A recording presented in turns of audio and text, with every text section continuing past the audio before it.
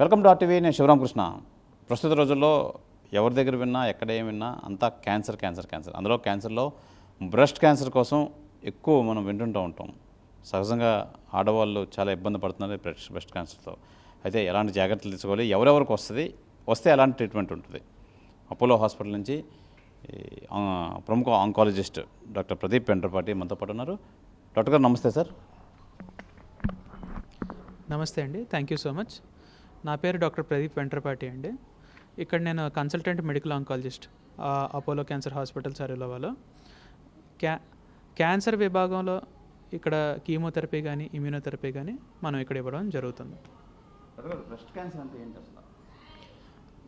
Cancer అనగానే మనం అర్థం చేసుకోవాల్సింది ఏంటి అంటే, మన శరీరంలో చాలా రకాల కణాలు ఉంటాయి. ఈ కణాలు అనేవి మన శరీరంలో మన ఒక బిల్డింగ్కి ఎలా అయితే ఇటుకలు ఉంటాయో మన శరీరానికి కణాలు అలాగే రొమ్ములో కూడా కణాలు అనేవి ఉంటాయి. ఇవన్నీ చాలా పకడ్బందీగా పనిచేస్తూ ఉంటాయి. ఎప్పటికప్పుడు మన బాడీ కంట్రోల్లో ఉంటాయి.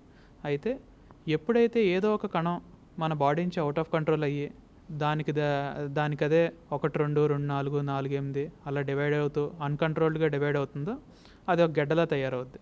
దాన్నే మనం క్యాన్సర్గా అభివర్ణిస్తున్నాం. సో అది బ్రెస్ట్లో వస్తే ఆ గడ్డ మనం బ్రెస్ట్ క్యాన్సర్గా భావిస్తాం. ఏ కణాల వల్ల ఈ బ్రెస్ట్ క్యాన్సర్ వస్తుంది? బ్రెస్ట్ క్యాన్సర్ అనేది చాలా రకాల కారణాల వల్ల రావచ్చు. అలాగే ఒక్కోసారి కారణాలు ఏంటో కూడా మనకు తెలియకపోవచ్చు. ముఖ్యంగా మనం చూసేది ఏంటి అంటే, ఆడవాళ్ళలో కొంచెం వయసు ఎక్కువైనప్పుడు కానీ, అంటే 50-60 సంవత్సరాలు దాటిన తర్వాత కానీ, లేదా కొంచెం బరువు ఎక్కువ ఉన్నా కానీ, ఎక్కువ పని చేయకుండా కూర్చుని పని చేసేవాళ్ళు కానీ, తర్వాత జంక్ ఫుడ్స్ ఇవి తినేవాళ్ళకి కానీ, తక్కువ సార్లు గర్భం దాల్చిన వాళ్ళకి కానీ, ఇలా మనం క్యాన్సర్ ఎక్కువ వచ్చే అవకాశాలు చూస్తుంటాం. అయితే కేవలం ఇవి ఏదో ఒక కారణం ఉంటే ఖచ్చితంగా బ్రెస్ట్ క్యాన్సర్ వస్తుందని అయితే కాదు. ఈ క్యాన్సర్ అనేది ఎవరికైనా రావచ్చు. మనిషి బతుకున్న వాళ్ళు ఎవరికైనా కూడా ఈ క్యాన్సర్ రావచ్చు. ఇది ఒక యాక్సిడెంట్ లాంటిది. ఖచ్చితంగా క్యాన్సర్ రాదు అని మనం చెప్పలేం. ఈ క్యాన్సర్లో ఏ లక్షణాలు వస్తాయి? ముఖ్యంగా బ్రెస్ట్ క్యాన్సర్లో మనం గుర్తుపెట్టాల్సింది ఏంటి అంటే, రొమ్ములో ఎక్కడైనా గెడ్డలా కానీ, కొత్తగా వచ్చే గెడ్డ కానీ, ఒకవేళ చంకలో ఎక్కడైనా గెడ్డ కానీ, నిప్పుల నుంచి వాటర్ కానీ, నిప్పుల నుంచి పాలు లాంటి పదార్థం కానీ, లేకపోతే బ్లడ్ కానీ, రొమ్ము మీద ఒక చర్మం ఏమన్నా కొంచెం మడత పడడం కానీ ఏమన్నా కొత్తగా జరిగితే మనకి ఈ క్యాన్సర్ లక్షణాలు ఉండే అవకాశం ఉందని మనం అనుకుంటాం. దీన్ని ముందుగానే మనం కనిపెట్టవచ్చా? ఎస్, డెఫినెట్గా మనం ముందుగానే కనిపెట్టవచ్చు. ఇప్పుడు టెక్నాలజీ చాలా మారిపోయింది. ఇదివరకు రోజుల్లో కాదు. డెఫినెట్గా మనం దీన్ని ముందుకు కనిపెట్టే ఛాన్స్ ఉంది. అందులో ముఖ్యంగా మనం సజెస్ట్ చేసేది ఏంటంటే, మ్యామోగ్రామ్ అని ఒక టెస్ట్ సజెస్ట్ చేస్తాం. మ్యామోగ్రామ్ యూజువల్గా మనం 40 ఏళ్ళ వయసు కంటే ఎక్కువ ఉన్న వాళ్ళకి మనం సంవత్సరానికి ఒకసారి మ్యామోగ్రామ్ చేయించుకోమని చెప్తాం. అయితే ముఖ్యంగా అన్నిటికంటే ముఖ్యమైనది ఏంటి అంటే, ఆడవాళ్ళకి వాళ్ళ రొమ్ము ఎలా ఉందనేది వాళ్ళకు ఒక ఐడియా అనేది ఉండాలి. దాన్ని మనం సెల్ఫ్ బ్రెస్ట్ అవేర్నెస్ అంటాం. బ్రెస్ట్ అవేర్నెస్ అంటే ఏంటి? సెల్ఫ్ బ్రెస్ట్ అవేర్నెస్ అంటే ఏంటి అంటే, ఇప్పుడు మన బాడీలో ఏమైనా మార్పులు జరుగుతున్నాయంటే అది మనం వెంటనే గుర్తించాల్సిన అవసరం ఉంటుంది.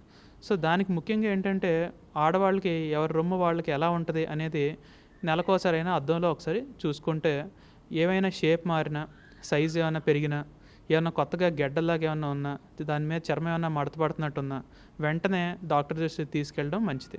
సో దీన్నే మనం సెల్ఫ్ బ్రెస్ట్ అవేర్నెస్ అంటాం. ఏ టెస్ట్ అవసరం లేకుండా ఆడవాళ్ళు వాళ్ళ ఇంట్లోనే దీన్ని కనిపెట్టవచ్చు.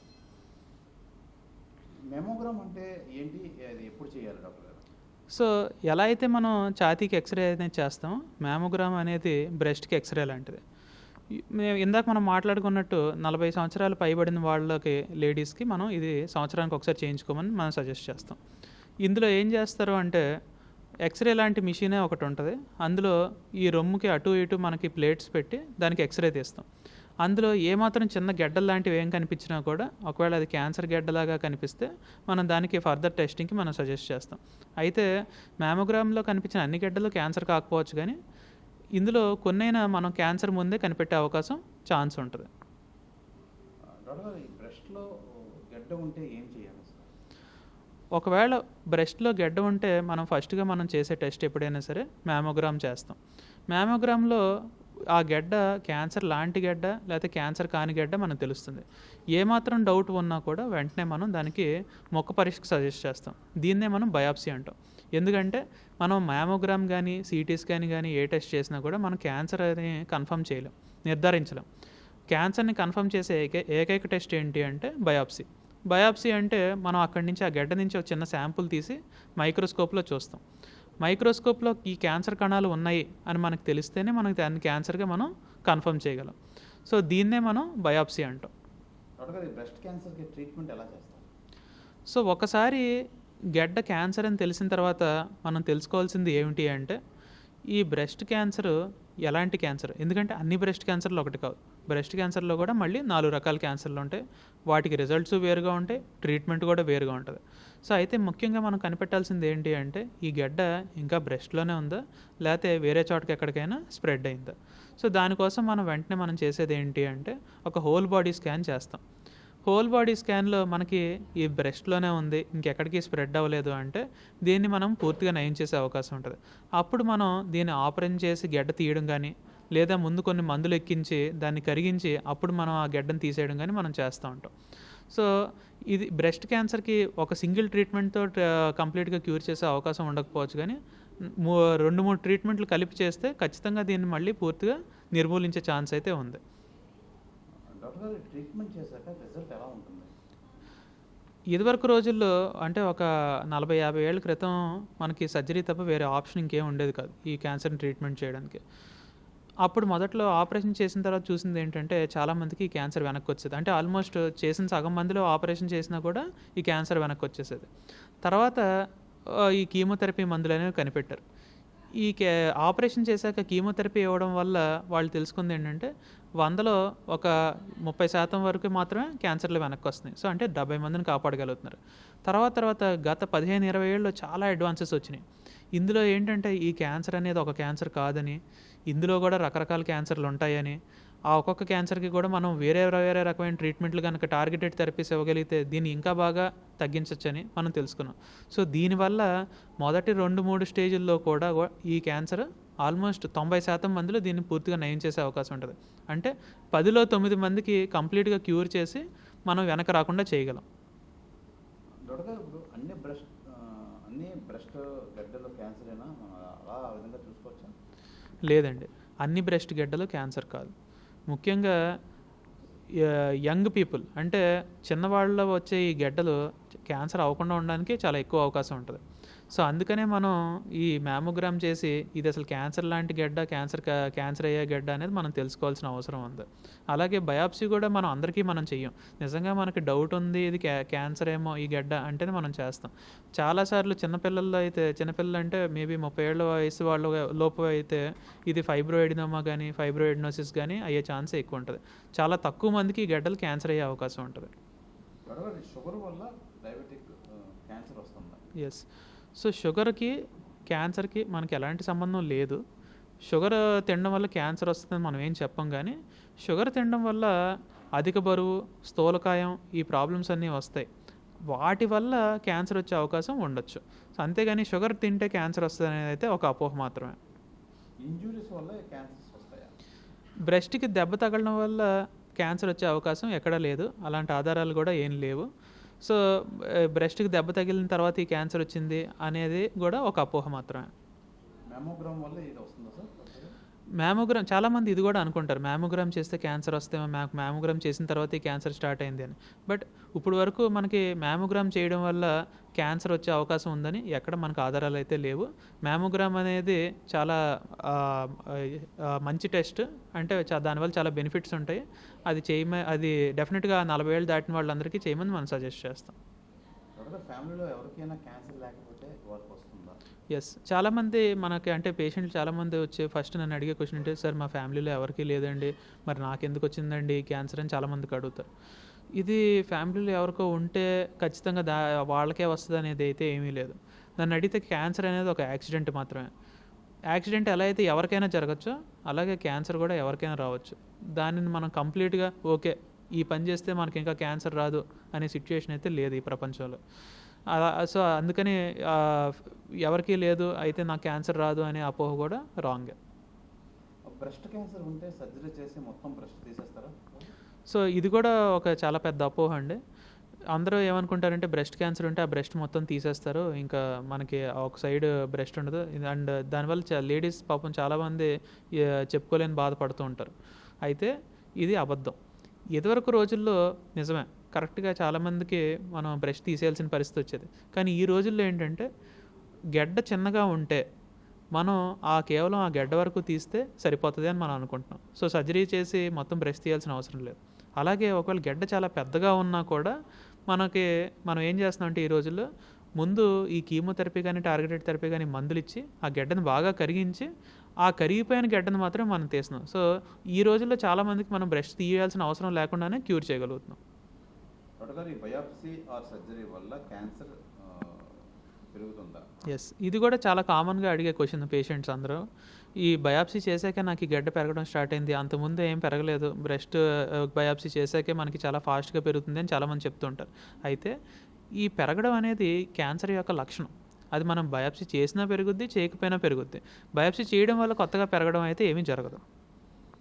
డాక్టర్ గారు, కీమోగ్రఫీ ఇస్తే body damage and life spoil అవుతుందా? ఎస్, సైడ్ ఎఫెక్ట్స్ చాలా ఎక్కువగా ఉంటాయా? సో ఇది చాలా పెద్ద అపోహ. అయితే అంటే చాలామంది మన దేశంలో క్యాన్సర్ ట్రీట్మెంట్ కొంతమంది, అందరూ కాదు, కొంతమంది క్యాన్సర్ అని తెలియగానే ఈ ట్రీట్మెంట్ తీసుకోవాలంటే చాలామంది భయపడి వేరే చోట్లకి మందులు ఎవరైనా ఇస్తే తగ్గిపోద్దామో చూద్దామని వెళ్ళిపోతూ ఉంటారు.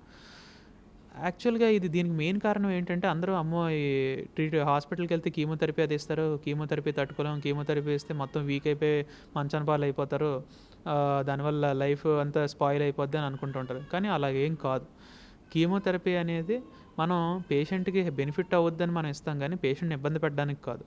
కీమోథెరపీ వల్ల ఒక టెంపరీ సైడ్ ఎఫెక్ట్స్ ఉంటాయి. మేబీ కొంతమందికి హెయిర్ లాస్ ఉండొచ్చు, కొంచెం నీరసం రావచ్చు, వాంతులు విరోచనలు లాంటివి కొంతమందికి రావచ్చు. మేబీ ఇది ఒక 100 మందికి ఇస్తే 10-15 మందికి వస్తుంది అంతే. కాకపోతే ఈ సైడ్ ఎఫెక్ట్స్ వస్తాయని తెలిసి కూడా మనం ఎందుకు ఇస్తున్నాము అంటే మనకు తెలిసింది ఏంటంటే ఈ సైడ్ ఎఫెక్ట్స్ అన్నీ కూడా టెంపరీ మాత్రమే.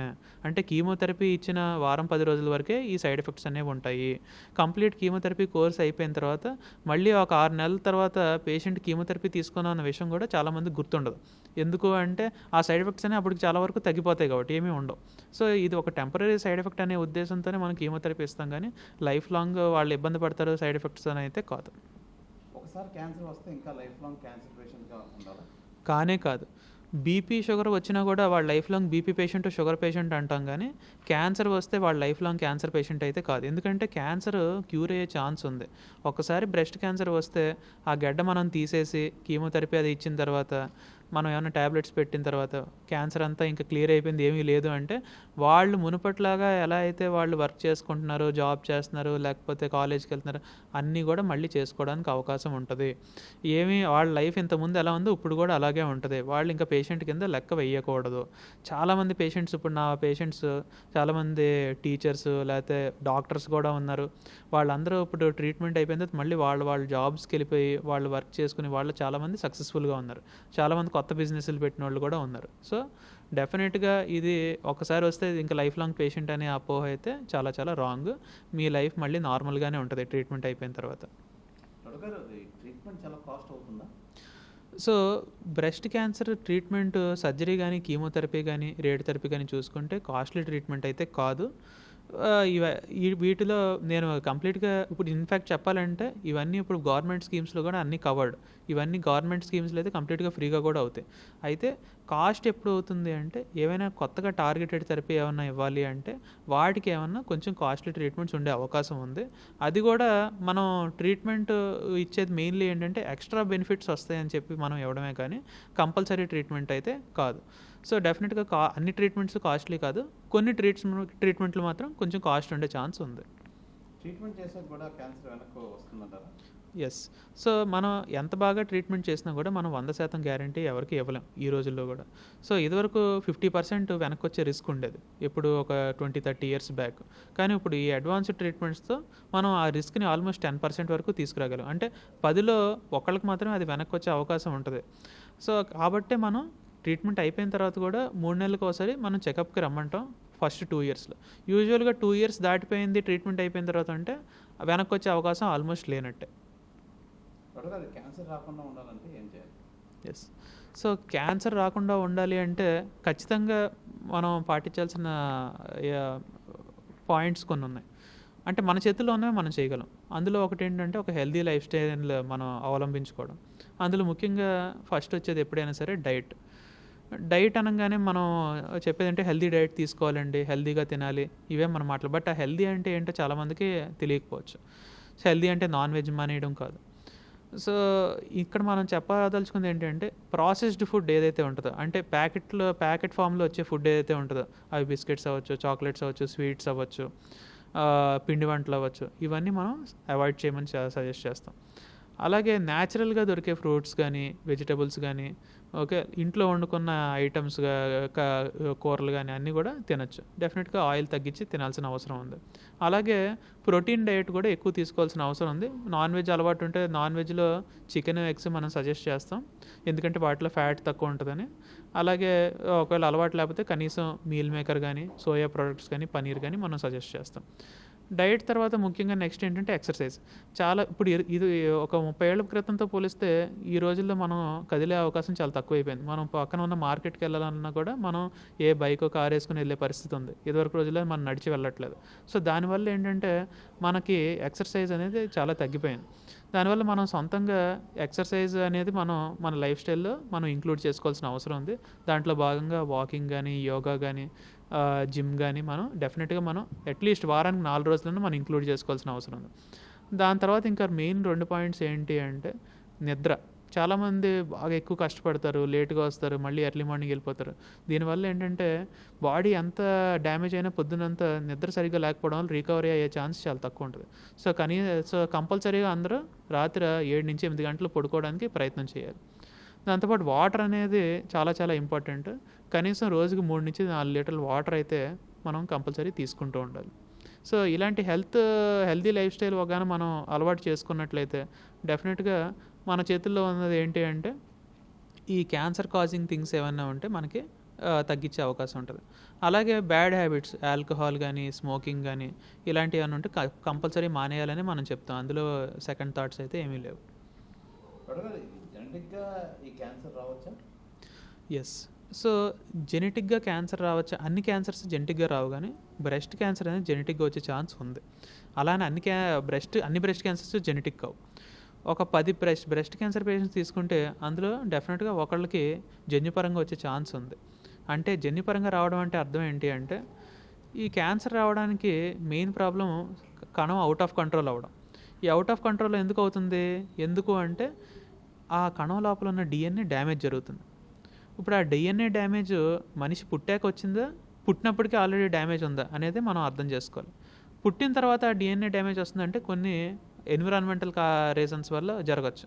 కానీ పుట్టినప్పటికీ ఈ డ్యామేజ్ ఉంది అంటే సో ఖచ్చితంగా పేరెంట్స్ దగ్గర నుంచే వచ్చి ఉండాలి. సో దీన్నే మనం జెనెటిక్గా రావడం అని అంటున్నాం. సో ఇందులో బ్రెస్ట్ క్యాన్సర్ కారణమయ్యే కొన్ని జెనెటిక్ మ్యూటేషన్స్ ఉంటాయి.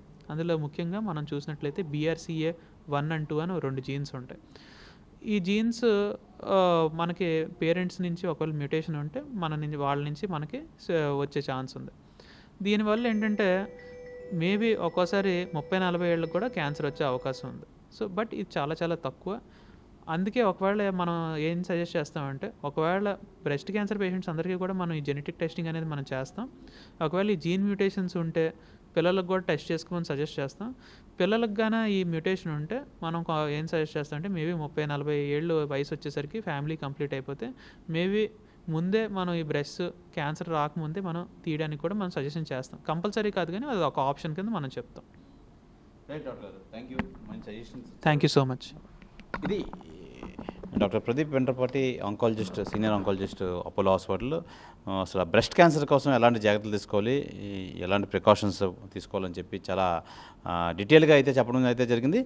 మరిన్ని హెల్త్ అప్డేట్ కోసం చూస్తానండి RTV. కెమెరామెన్ ప్రసాద్తో శివరామకృష్ణ, RTV, విశాఖపట్నం నుంచి. తెలుగులో ఫాస్టెస్ట్ న్యూస్ యాప్ ఇప్పుడు కొత్త అవతారంలో 5 సెకండ్లోనే పూర్తి వార్తా సమాచారం మీ చేతిలో. సోషల్ మీడియా ట్రెండ్స్ మీ కళ్ళ ముందుకే live TV and voice search ఆప్షన్స్తో ఇప్పుడే డౌన్లోడ్ చేయండి. యాప్ లింక్ డిస్క్రిప్షన్లో ఉంది.